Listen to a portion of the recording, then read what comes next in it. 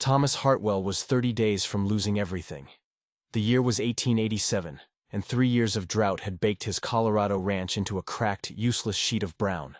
His cattle were skeletons walking, his credit was gone, and the bank was 30 days from foreclosing and tossing him out on the dust. He stood at the train station clutching his last hope. A photograph. It showed a delicate woman with a tiny waist and fine hair. A mail-order bride named Margaret O'Brien. She wasn't just bringing herself, she was bringing a dowry. 500 acres of swampland everyone in the territory agreed was worthless. But worthless land came with something that wasn't: water rights. That was his gamble. His Hail Mary. What Thomas couldn't possibly know was that the woman about to step off that train held a secret that would make him the richest man in 3 counties. But that secret had a price, and it was going to cost him everything he thought he knew about himself. The train hissed to a stop, a great iron beast panting in the heat. Thomas smoothed his best shirt, the one that wasn't frayed at the collar. He was desperate. Passengers started to climb down. An old woman in black. A mother herding 2 small children. A fancy lady who was swept into the arms of a waiting man. He scanned every face, matching it to the photo in his hand. Then he saw her, and his heart plummeted straight through the dusty platform boards. The woman walking toward him looked nothing like the picture. Nothing.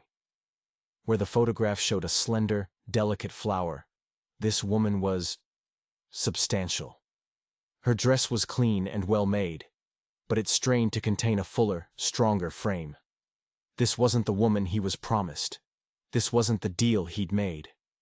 But then she lifted her head, and he stopped breathing. She didn't walk with shame. She walked with a straight back, and a confidence that seemed to push the heat itself out of her way. Her eyes met his, and they weren't timid or desperate. They were sharp, intelligent, and maybe a little kind. "Mr. Hartwell?" Her voice was clear and educated, not the whisper he'd expected. Thomas swallowed dust. He looked from the photograph of the fairy-like woman back to the solid reality standing in front of him. The face was similar, the eyes, the nose. But it was like looking at a sketch of a horse and then being presented with a bull. "Are you Margaret O'Brien?" he managed to ask. "I am." She set down a single, heavy-looking carpet bag and extended a gloved hand. Her grip was firm, businesslike. "I believe we have business to discuss." Business. Right. This wasn't about love. It was a contract. A transaction to save his life's work. He just had to get through it. "Welcome to Colorado, Miss O'Brien."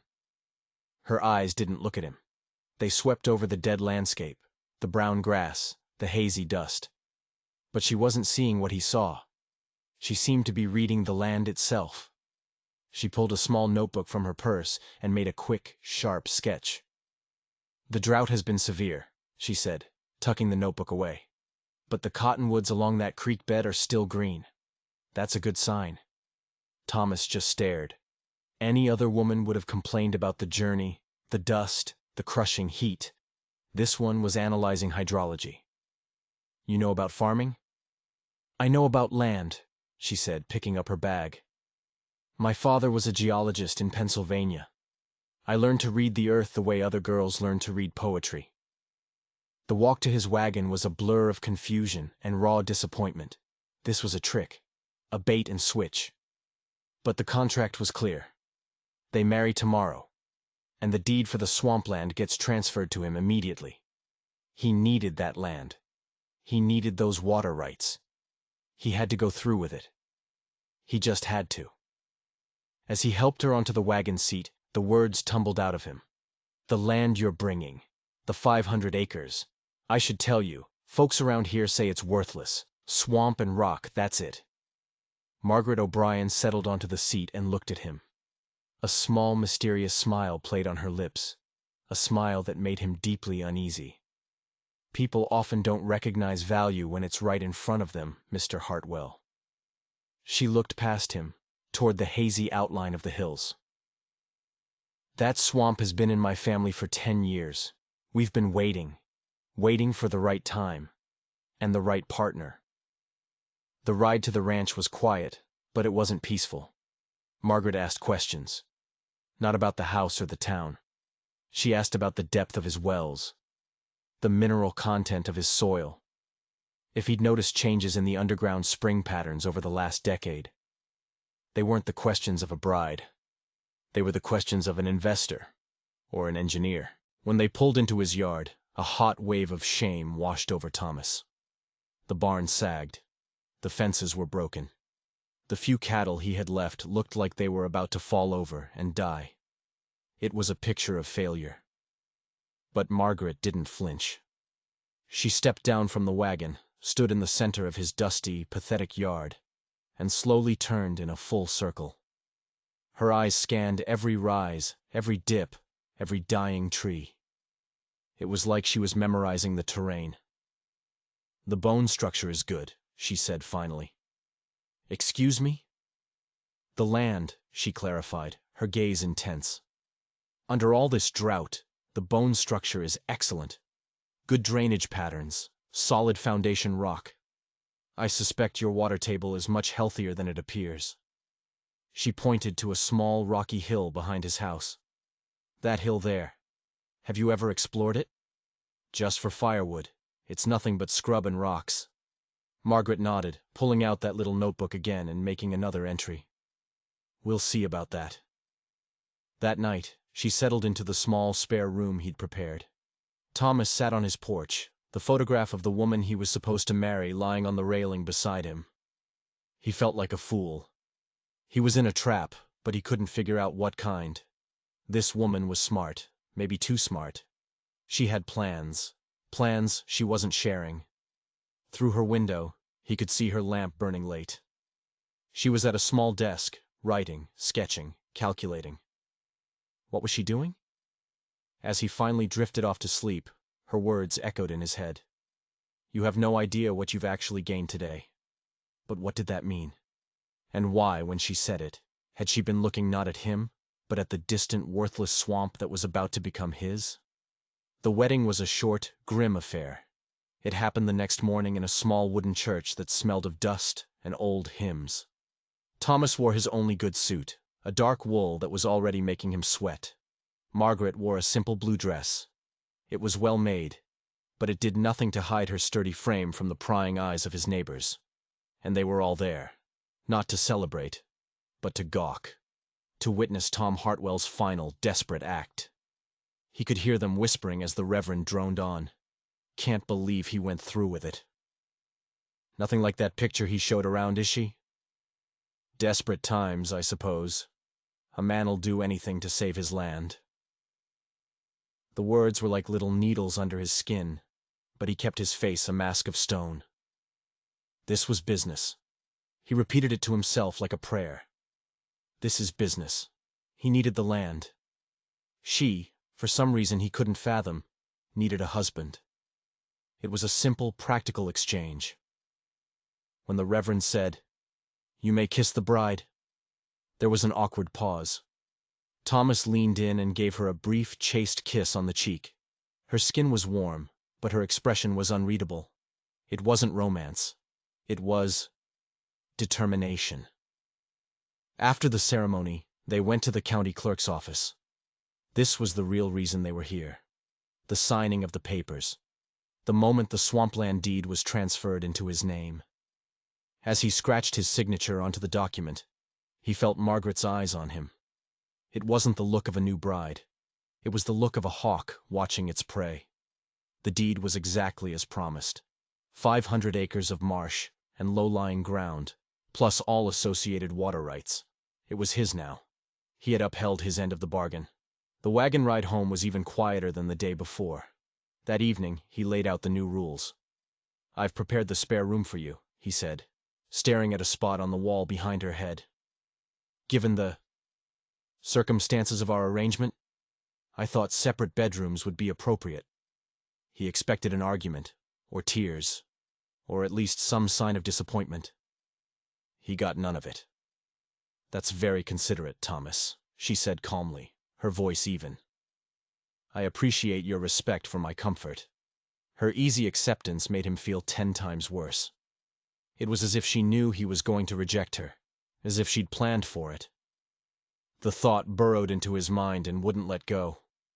The days that followed were strange. Margaret took over the household with a quiet, unnerving efficiency.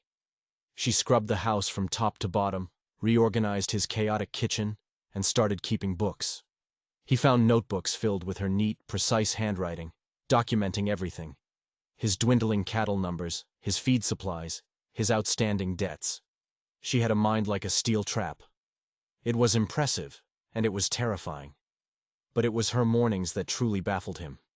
Every single day, before the sun even thought about rising, she would slip out of the house. He'd watch from his window as her solitary figure crossed the dead fields, heading not toward town, but toward the swamp. His swamp. She carried a small bag of what looked like surveying tools. She would be out there for hours. He'd see her in the distance, driving stakes into the ground, taking measurements, sketching in her endless notebooks, collecting samples of soil and water. When she returned, her boots would be caked in mud, but her eyes would be bright with a strange, focused energy. She would work at the kitchen table with maps and charts spread out before her, charts she would quickly cover whenever he came near. Finally, after a week of this, he couldn't take it anymore. "What exactly are you doing out there?" he asked one morning as she prepared to leave. She paused at the door, her surveying bag in hand. A faint, knowing smile touched her lips. "Research, Thomas. I'm getting to know our land."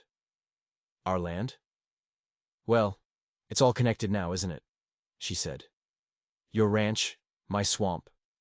Water doesn't recognize property lines, Thomas. Neither do geological formations."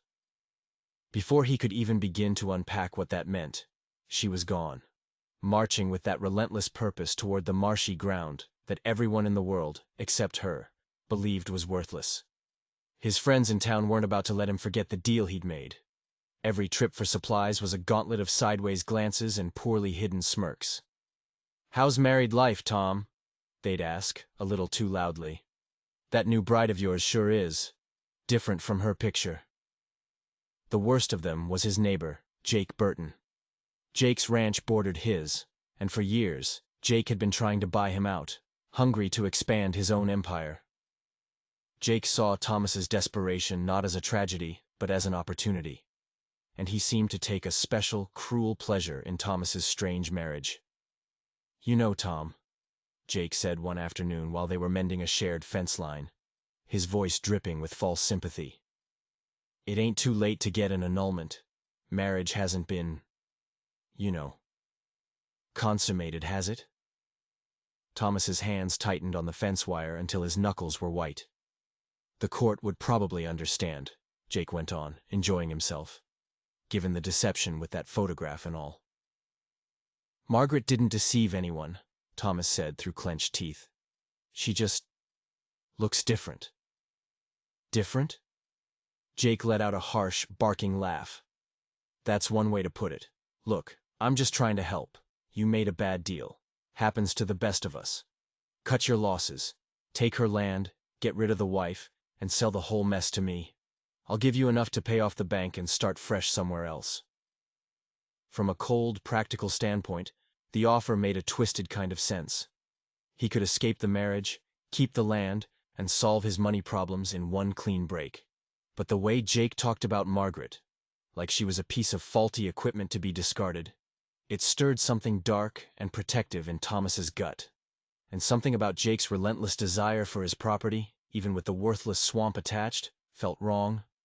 He told Jake to go to hell. Meanwhile, Margaret's mysterious work continued.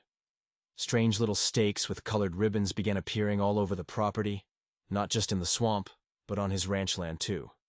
Shallow channels were scratched into the dirt in patterns that looked random, but felt intentional. Her collection of notebooks grew, filled with diagrams that looked less like farm plans and more like blueprints for some massive, complicated machine. The clock was ticking. The bank sent another notice. 30 days had become 15. His last few cows were starting to look like they were ready to lie down and die. The whispers in town had turned to open pity. Thomas Hartwell was a done man, a fool who'd made one bad bet too many. Through it all, Margaret remained an island of calm. In fact, the closer they got to ruin, the more confident she seemed, almost excited. When he tried to talk to her about the foreclosure notice, she just gave him that enigmatic smile. "Trust me, Thomas," she'd say. "Everything is going according to plan." One evening, with only 10 days left, Thomas sat on the porch, trying to work up the courage to tell her they were about to be homeless. She came out and joined him, placing a cup of coffee on the railing beside him. She was also carrying a thick leather folder. "Thomas," she said, her voice serious, "I think it's time we talked about our real situation." She didn't wait for him to respond. She spread the contents of the folder across the small porch table, and Thomas stared in disbelief. They were detailed maps, geological surveys, papers covered in complex calculations and technical drawings that looked like they belonged in a Denver engineer's office. "The swampland isn't worthless," Margaret said quietly, her voice ringing with absolute certainty. "In fact, it's the most valuable piece of property in this entire county." She tapped a map with her finger. "And I can prove it." Margaret's finger traced a network of faint blue lines on the geological survey.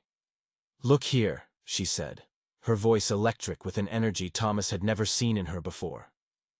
"These aren't just lines. These are underground spring systems, a whole network of them. And they all run directly under our swamp, connecting to a massive aquifer that no one knows about." Thomas leaned in, trying to make sense of the complex diagrams. "I don't understand. It's just a marsh, mud and rocks." "Everyone is wrong," she said, and there was no doubt in her voice.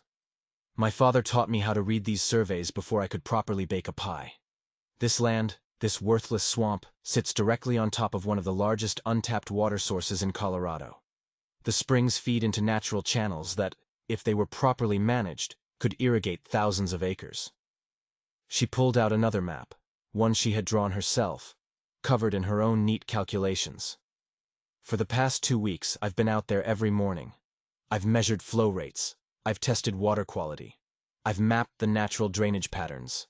Thomas," she looked him straight in the eye, "we can build a system to channel this water. We could save not just this ranch, but every single farm in this valley." He stared at the papers, his mind reeling. "You're saying there's enough water under that swamp for irrigation?" "Not could be," she corrected him. "Will be." She stood up and walked to the porch railing, looking out at the dark silhouette of the land. "But it will require work. Hard, physical work. We need to dig channels, build control gates, create a distribution system. It won't be easy." A tiny spark ignited in Thomas's chest, something he hadn't felt in years. Hope. But it was quickly followed by a cold wave of reality. "Margaret, even if you're right, where do we get the money? We have nothing. The bank is going to foreclose in 10 days. We can't afford shovels, let alone a massive construction project."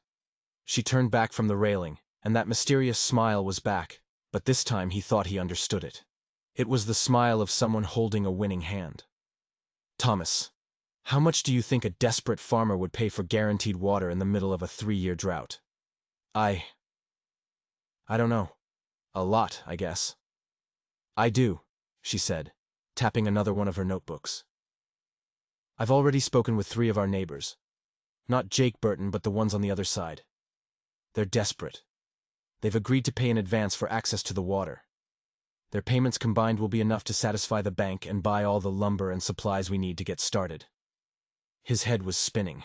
This quiet, strange woman he'd married hadn't just been taking soil samples. She'd been conducting high-stakes business negotiations behind his back. "You spoke to our neighbors? Without telling me?" "I spoke to desperate men who needed what I could provide," she replied calmly. She sat back down, her expression turning serious. "But this will only work if we do it together. I have the knowledge, the plan. But I need your strength for the labor, and I need your name. They trust you, Thomas. You're a Hartwell. They'll follow your lead." The idea was insane. It was overwhelming. But looking at the meticulously detailed plans spread before him, looking at the unwavering confidence in his wife's eyes, he started to believe. For the first time, he saw a future that didn't end in ruin. "What do we do first?" he asked. Her smile widened. "First," she said, "we start digging tomorrow at dawn." The next morning, Margaret was waiting for him as the sun came up. She wasn't wearing a dress. She wore a pair of men's sturdy work trousers and a durable shirt she must have bought in town. Her hair was tied back under a wide-brimmed hat. She looked less like a rancher's wife and more like a railroad foreman. She was ready to work. They walked out to the swamp together, 2 shovels resting on Thomas's shoulder. She moved with an unnerving purpose, pointing out the exact locations she had marked with her little stakes. "The main channel goes here," she'd say, "to catch the flow from the 3 largest springs. We'll need a control gate at this junction to divert water toward your pasture." Her surveys had been flawless. She knew the land better than he did, better than anyone. She saw its hidden arteries, its secret pulse. The work was brutal. The sun was relentless, and the ground was a stubborn mix of rocky soil and thick clay. They dug for hours, their bodies screaming in protest.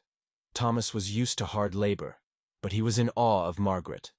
The physical work clearly took a greater toll on her, but she never once complained. She just wiped the sweat from her brow, took a sip of water, and kept digging. On the 3rd day, they saw the first fruits of their labor. A trickle of muddy water began to snake its way down the main channel they had dug. As they cleared more debris, the trickle became a steady, clear stream. They opened the first gate, and the water flowed, cool and clean, into a ditch that led directly to his dying cattle pasture. Thomas stood there, leaning on his shovel, covered in mud and sweat, and watched the miracle unfold. He watched water pour onto land that hadn't seen a decent drink in 3 years. Within days, tiny green shoots began to poke through the cracked earth. Word travels fast in a dry land. Neighbors who had been laughing at him behind his back started showing up at his fence line, their faces a mixture of disbelief and envy. They saw the green grass. They saw the flowing water. Some offered to help dig in exchange for a share of the water. Others wanted to hire Margaret, this strange, brilliant woman, to come find water on their land.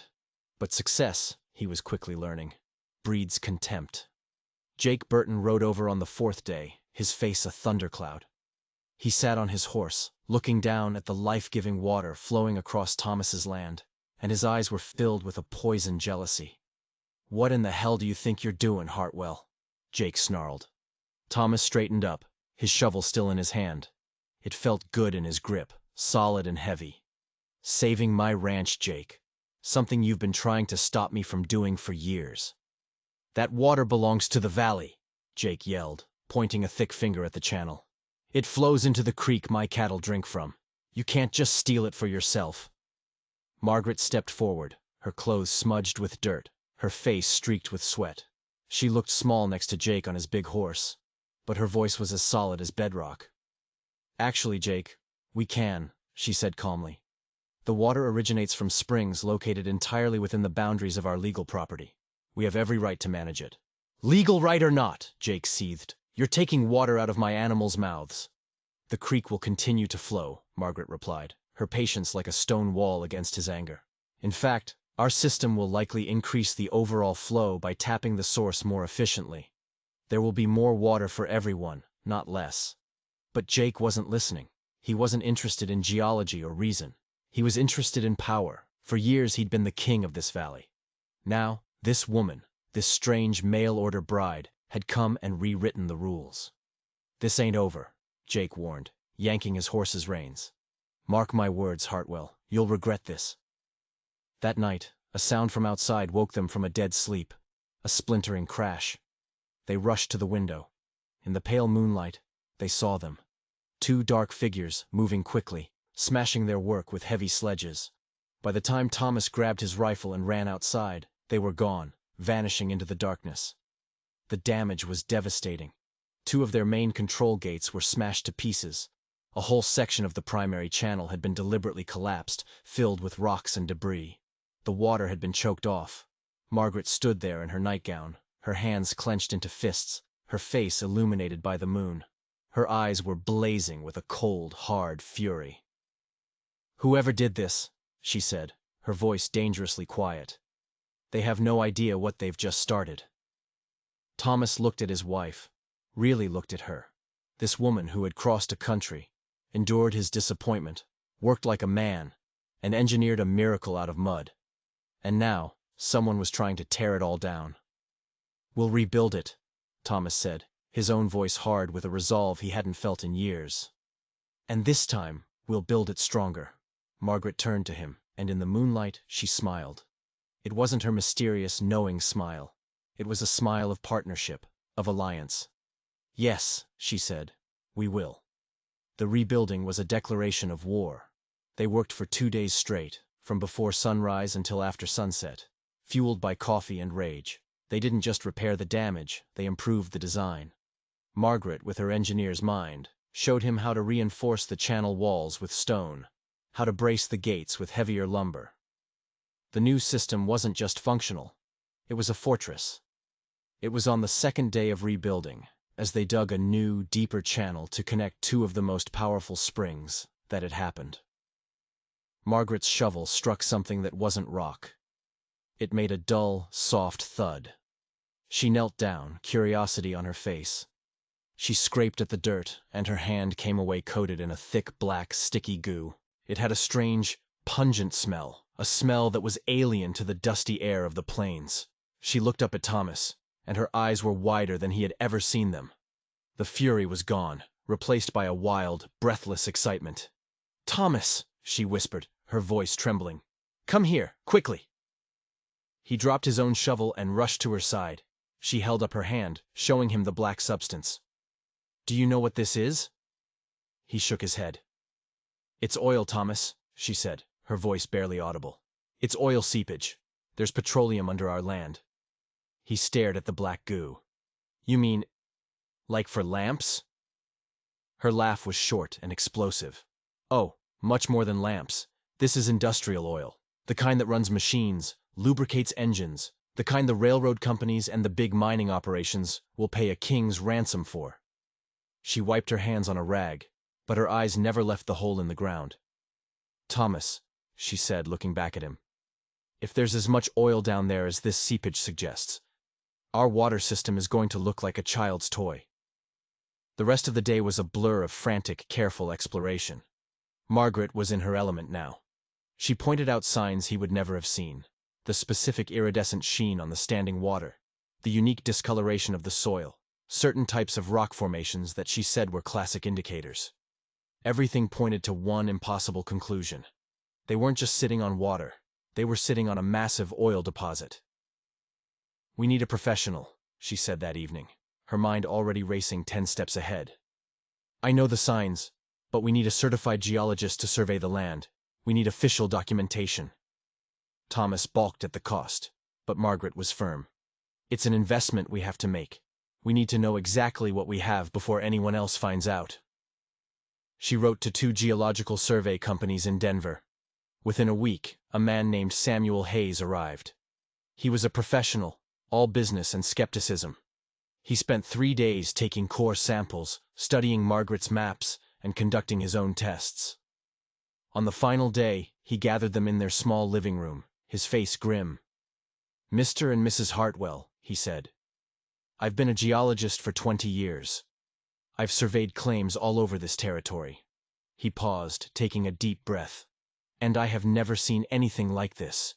You are sitting on top of what I believe to be one of the largest, most accessible oil deposits discovered in Colorado.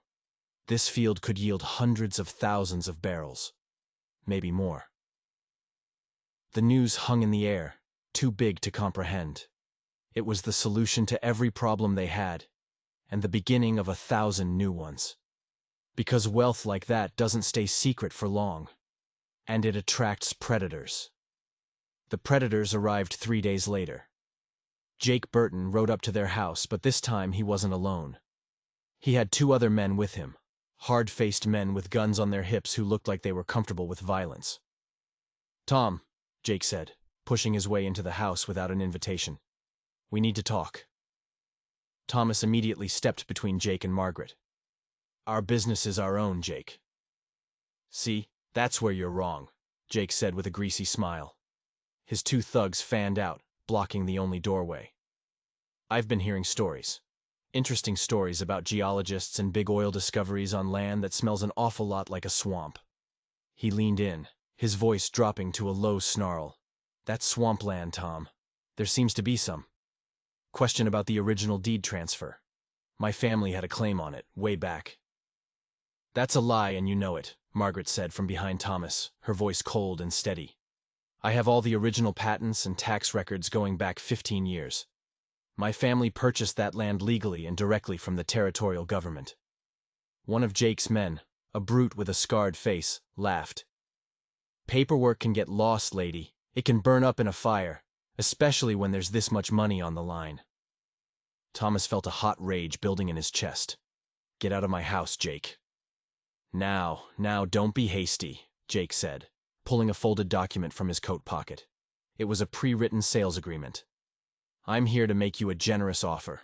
I'll buy this whole worthless ranch from you, swamp included, for twice what you paid. It's more than fair. The answer is no. Jake's friendly mask dropped. His eyes turned cold as stone. You might want to reconsider. Oil drilling is a dangerous business. Accidents happen. Fires. Explosions. A man could lose everything overnight. The threat was unmistakable. I said no, Thomas repeated, his hand moving to rest near the fireplace poker. Now get out, before I throw you out. Jake and his men left, but the threat lingered in the air like poison smoke. That night, Thomas and Margaret talked for hours. They could sell, take the money, and run. It would be the safe option, or they could fight. Margaret, to no one's surprise, wanted to fight. We don't develop it ourselves, she argued. We partner with professionals. We sell the drilling rights to an established company but retain ownership of the land and a percentage of the profits. We let them take the risks and handle the security. It was a brilliant strategy. They sent out letters. Within 2 weeks, offers from 3 major oil companies flooded in. The terms were staggering. The winning bidder offered a massive upfront payment and a royalty on every single barrel pulled from their land. They would be rich beyond their wildest dreams. They would be secure for life. They were scheduled to sign the contract on a Friday. On Thursday, the sheriff showed up with a court order. Jake Burton had filed a formal legal challenge, claiming ownership of the 500 acres of swampland. His claim was based on a supposed boundary dispute from a decade prior, backed by forged documents and the sworn testimony of 2 witnesses that everyone knew were on Jake's payroll. The oil company immediately put the contract on hold. Everything was frozen until the court could rule on the ownership of the land. Jake had them trapped. The court hearing was the biggest spectacle the county had ever seen. The room was packed. Jake had hired a slick, expensive lawyer from Denver, who presented a case that sounded convincing, full of old maps and confusing legal jargon. It looked like he was going to steal everything right out from under them. Thomas felt a cold dread settle in his stomach. They were going to lose. Then, it was Margaret's turn. She walked to the front of the courtroom, not with a lawyer, but with a large, heavy, leather-bound case. She opened it and began to speak. She didn't speak with passion or anger. She spoke with the calm, irrefutable logic of a scientist. She presented the original land patents, stamped and sealed. She presented 15 years of consecutive tax receipts. She presented certified survey records. Her documentation was a fortress of facts. And with every paper she produced, Jake's lawyer began to look more and more uncomfortable. Then came the final blow. And finally, Your Honor, Margaret said, the opposition's claim rests on the assertion that the main oil deposit is located in a disputed border region. She then unrolled a massive, hand-drawn geological map. It was the culmination of all her pre-dawn expeditions. This is a map I created over the past month. It details not only the property lines as legally recorded, but the precise location of the primary oil-bearing shale formations. She then produced a series of photographs she had taken, showing the survey stakes, the geological markers, and the oil seepage, all clearly and undeniably located hundreds of yards inside their legal property line. She had documented everything. She had anticipated this exact challenge. She hadn't just been preparing to find oil. She had been preparing to defend it. The judge took less than an hour to rule. Jake's claim was thrown out of court, Dismissed as frivolous and fraudulent, he was ordered to pay all court costs. That evening, as the first convoy of oil company wagons rolled onto their property to begin setting up the drilling equipment, Thomas looked at his wife. He wasn't just impressed anymore. He was in awe. "How did you know?" he asked her. "How did you know to document every single step?" Margaret watched as the first timbers of an oil derrick were unloaded. "My father taught me two things," she said with a small smile. "How to read the earth, and that land disputes are never won with passion. They're won with paper. The person with the best records always wins." The rhythmic thumping of the oil pumps became the new heartbeat of the ranch. Within 6 weeks, 3 derricks were pulling black gold from the ground around the clock. The checks that arrived from the oil company were astronomical, each one more than Thomas could have earned in a decade of ranching. But it wasn't the money that had changed things. It was Thomas. He looked at Margaret differently now. He no longer saw the woman who didn't match the photograph. He saw the woman who had faced down his disappointment with quiet dignity. He saw the engineer who had brought a dead valley back to life. He saw the strategist who had outmaneuvered a greedy tyrant in a court of law. He saw the woman who had saved him in every way a man could be saved. One evening in the late fall, they sat together on the porch, watching the sunset bleed purple and orange across the mountains. The air was cool, carrying the faint, industrial smell of their new life. He knew he had to say it. He couldn't hold it in any longer. "Margaret," he began, his voice rough. She looked up from a financial report, her intelligent eyes focusing on him with that same intensity she gave to everything. "I've been thinking. About our marriage. About why we did it and what it's become." She set her papers down, giving him her full, undivided attention. "What about it, Thomas?" "When I sent for a mail-order bride," he said, the words coming slowly, painfully, "I thought I knew what I wanted. A quiet woman. A helper. Someone who looked like that photograph." He took a shaky breath. "I was a fool. I was wrong about what I wanted, and I was wrong about what I needed." "What did you need, Thomas?" she asked softly. "You," he said, the word bursting out of him. "Not the woman in the picture. Exactly who you are. Your mind, your strength, the way you see things no one else can see. Margaret, I've fallen in love with you. The real you." The silence that followed was deafening. He had risked everything, laid his heart bare, and he was terrified he had just made the biggest mistake of his life. Then she smiled. Not her mysterious, calculating smile. This one was different. It was warm, and it reached all the way to her eyes. "Thomas," she said, her voice gentle, "can I tell you a secret?" He could only nod. "I fell in love with you long before you fell in love with me." He stared at her, confused. "What? When?" "At the train station," she said. "The very first day. I fell in love with you in the moment you chose honor over disappointment. You could have sent me back. You could have yelled, accused me of deception. You had every right to be angry. But you didn't. You were disappointed. I could see it all over your face. But you kept your word.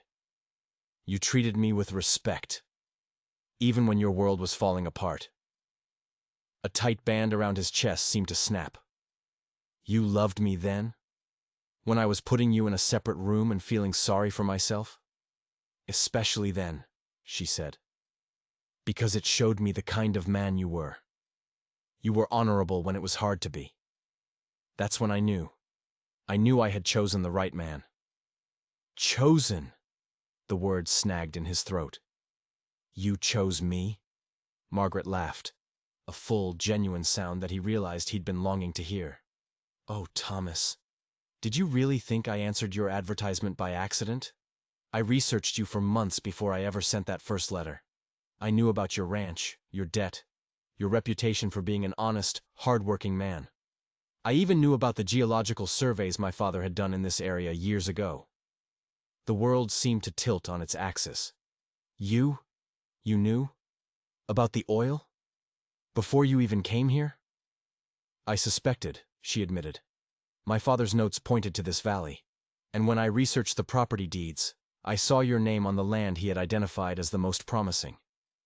But the oil was just a possibility. What I was really looking for was a partner. I learned that Thomas Hartwell was a good man in a bad situation. A man people respected, even as they pitied him. The revelation was like a lightning strike. He had spent months thinking he was the one who had made a desperate, calculated bargain, marrying a woman for her land. But all along, she had been the one with the plan. "So you came here," he said slowly, trying to piece it all together, "knowing you could make us rich." "No," she corrected him gently, reaching across the space between them to take his hand. "I came here knowing we could be successful, if you turned out to be the man I hoped you were. The money was never the main prize, Thomas. I wanted a husband, a family. I wanted to build a life with a good man. The oil was just a means to an end." That night, for the first time, Thomas Hartwell truly kissed his wife. And in that kiss was the end of a business deal and the beginning of a marriage. They moved his things out of the spare room, and their real life together began. The ranch, now the Hartwell Corporation, became an empire built not just on oil, but on water. Using their new wealth, they expanded the irrigation system, offering fair water contracts to all their neighbors. The valley bloomed. They hired dozens of men, providing good wages and building a small town with a school and a church. The neighbors who had once mocked them now came to them for advice, for jobs, for help. Jake Burton was a different story. The legal battle had ruined him. Broke and disgraced, he came to their door one day, hat in hand. He apologized. He asked for work. Any work. Thomas looked at Margaret, and she gave a single, almost imperceptible nod. Everyone deserved a second chance. They hired him as a common ranch hand.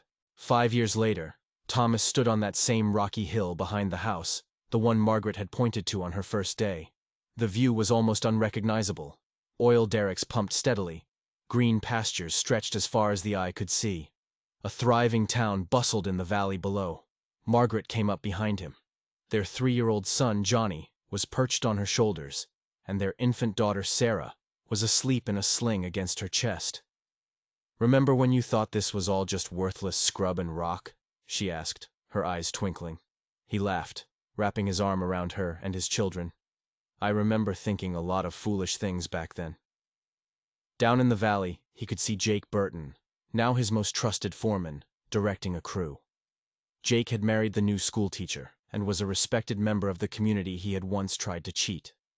Later that evening, after the children were asleep, Thomas asked her the one question that still lingered in his mind. "That first day," he said, "how could you be so confident? How did you know I wouldn't just take one look at you and put you right back on that train?" Margaret smiled and walked to a small wooden box on the mantel, a box he had never seen her open. She took out a photograph wrapped in tissue paper. It was a picture of her, exactly as she had looked that day at the station. "I don't understand," he said. "This isn't the photograph I received." "No, it wasn't," she said softly. "The picture you received was of my younger sister, Catherine. She's slender and delicate, and everything men think they want in a bride." "Your sister," he breathed, the final piece of the puzzle clicking into place. "But why?" "Because it was a test, Thomas," she said, her eyes shining with unshed tears. "Any man will fall for a pretty face. I needed to know if you were the kind of man who could see beyond that. I needed a man who could value a woman for her mind and her character, not her appearance. If you had rejected me, I would have known you weren't the right partner. I would have helped you save your ranch as a business transaction, taken my share, and moved on." He looked from the photograph of the stranger he almost married to the face of the incredible woman he loved. The entire thing, the deception, the disappointment, the risk, it had all been one great, magnificent gamble. A gamble on him. "So you traveled halfway across the country," he said, pulling her into his arms, "with a secret plan to test the character of a broken-down rancher you'd never even met." "That's exactly what I did," she whispered against his chest. He held her tight, laughing. "Margaret Hartwell, you are the most devious, brilliant, extraordinary woman who ever lived. And you," Thomas Hartwell, she replied, are exactly the man I was hoping to find. They built a dynasty on oil and water, but their legacy was built on something far more valuable. It was a testament to a love that looked past the surface to find the true wealth hidden beneath. If you enjoyed this story, don't forget to like and subscribe for more tales of fortune found in the most unexpected places.